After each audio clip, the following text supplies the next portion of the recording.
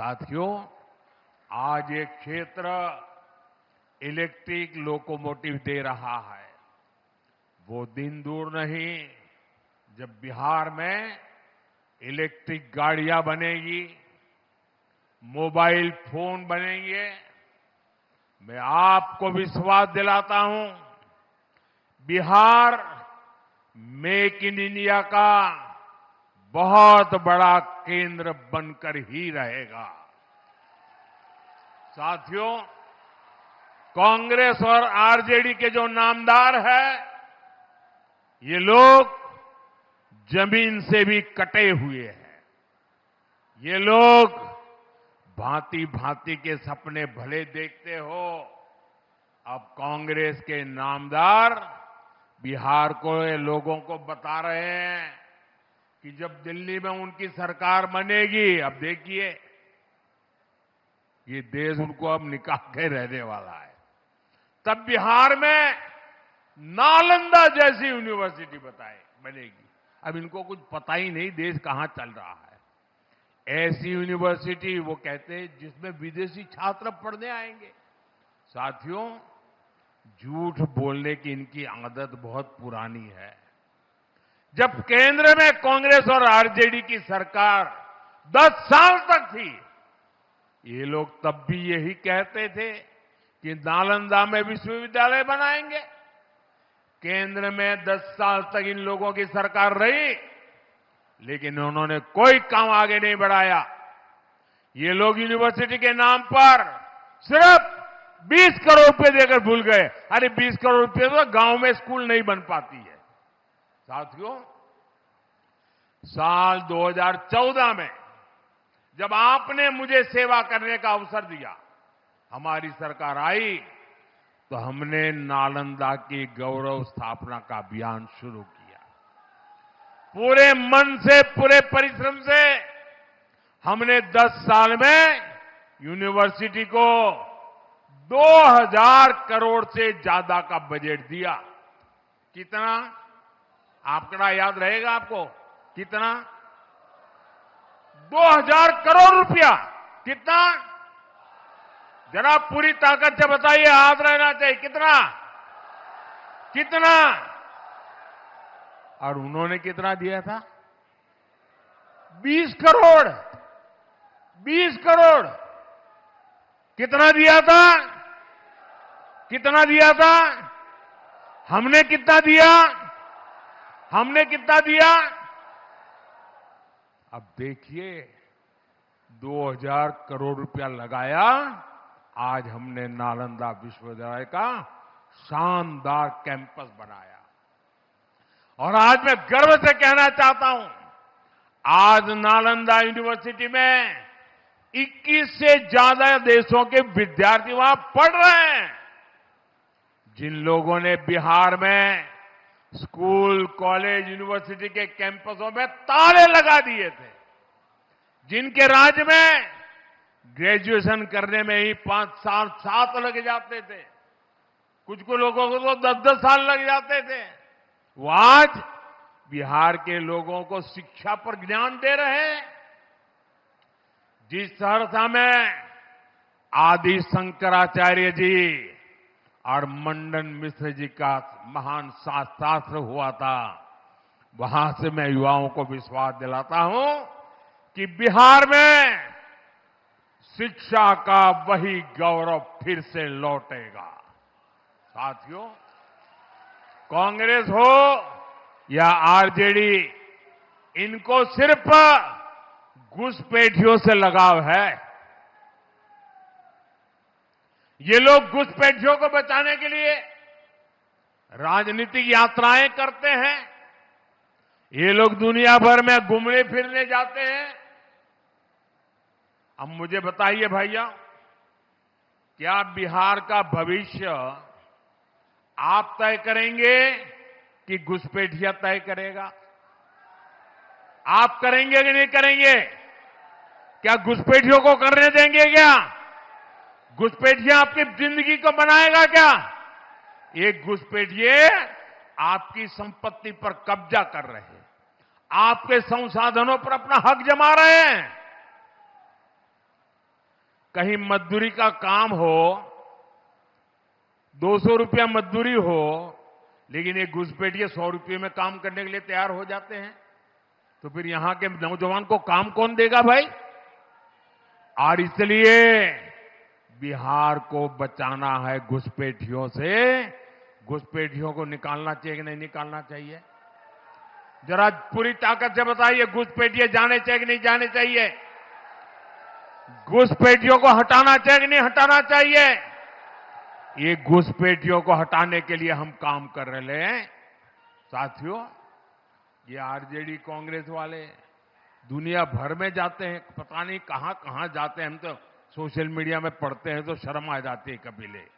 लेकिन इन्हें राम मंदिर की यात्रा का समय नहीं मिलता। अरे मैं इनको कहना चाहता हूं, अरे आपको भगवान राम जी से अगर कोई झगड़ा है, अरे आप वहां जाइए, वहां तो निषाद राम जी का, निषाद राज का भी, निषाद राज का भी मंदिर बना है। वहीं अयोध्या में वाल्मीकि जी का भी मंदिर बना है। वहां अयोध्या में शबरी माता का भी मंदिर बना है।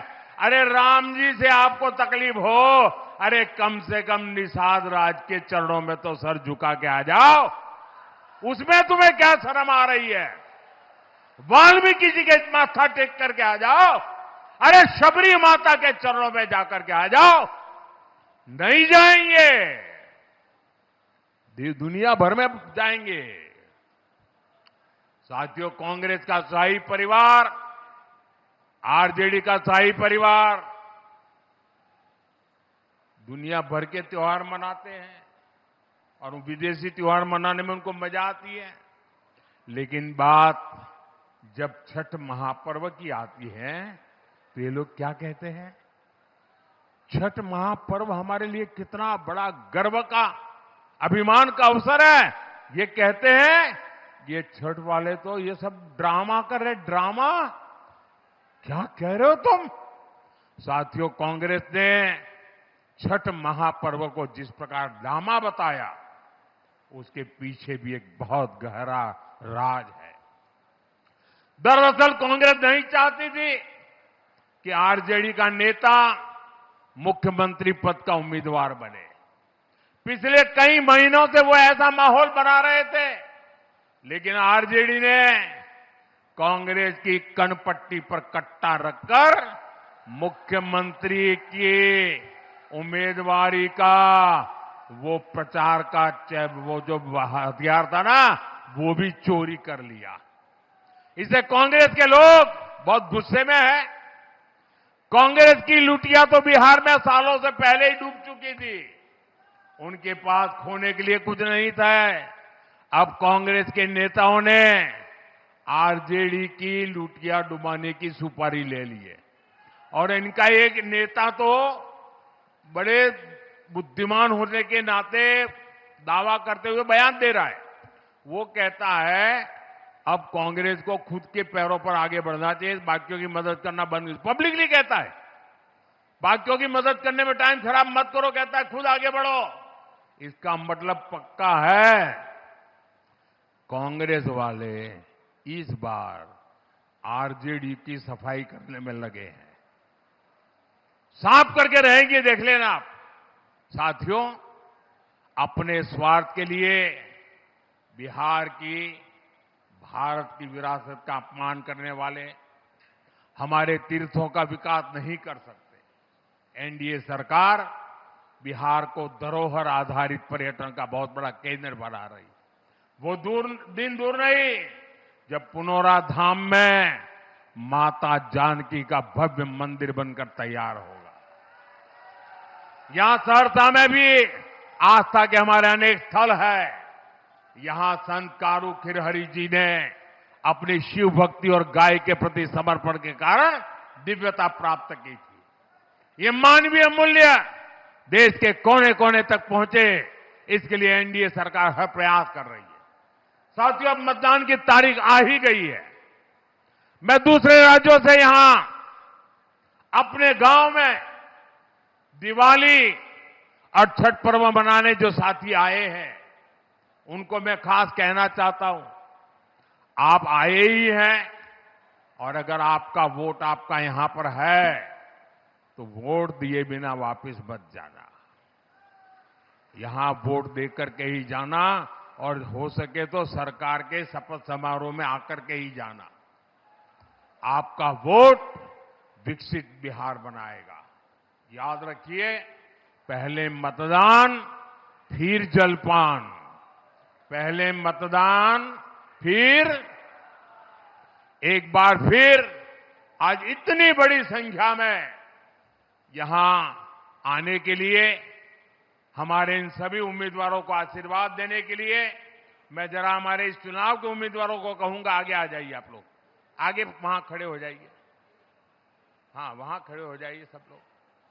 जो भी चुनाव लड़ रहे हैं उनसे मेरा आग्रह है, जरा आगे आ जाइए, थोड़ी जगह कर लीजिए। मैं वहां आकर के आप सबको मिलने वाला हूं, थोड़ी आगे जगह कर दीजिए, मैं आ रहा हूं आपके पास। हाँ, सब खड़े हो जाइए। यहां आप सबके आशीर्वाद मेरे इन सभी साथियों के ऊपर रहे, ताकि बिहार को नई ऊंचाई पर ले जाने का मेरा जो सपना है वो मैं पूरा कर सकूं।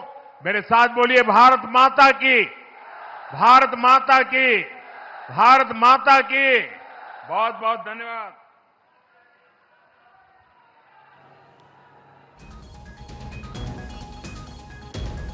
तो सहरसा में प्रधानमंत्री नरेंद्र मोदी जनसभा को संबोधित कर रहे थे। अभी देखिए, तमाम जो प्रत्याशी हैं वो इस वक्त मंच पर हैं। सभी से मुलाकात करते पीएम नरेंद्र मोदी एनडीए के पक्ष में जनता से वोट की अपील की। इसी के साथ पीएम ने कहा कि महिला क्रिकेट टीम को बधाई दी और इसी के साथ महिला क्रिकेट टीम के लिए तालियां भी बजवाई। सहरसा में बोले प्रधानमंत्री, दुनिया को नया विश्व विजेता मिला, सरकार बनाने के लिए वोट करें।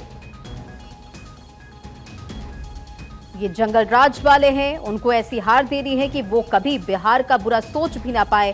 विपक्ष पर निशाना साधते हुए प्रधानमंत्री नरेंद्र मोदी ने इन तमाम बातों का जिक्र किया। और ये तस्वीर आप देखिए, जो एनडीए के प्रत्याशी इस वक्त मंच पर नजर आ रहे हैं। पीएम नरेंद्र मोदी ने जनता से अपील की है कि आप एनडीए के पक्ष में वोट करें और एक बार फिर से सरकार बनाएं।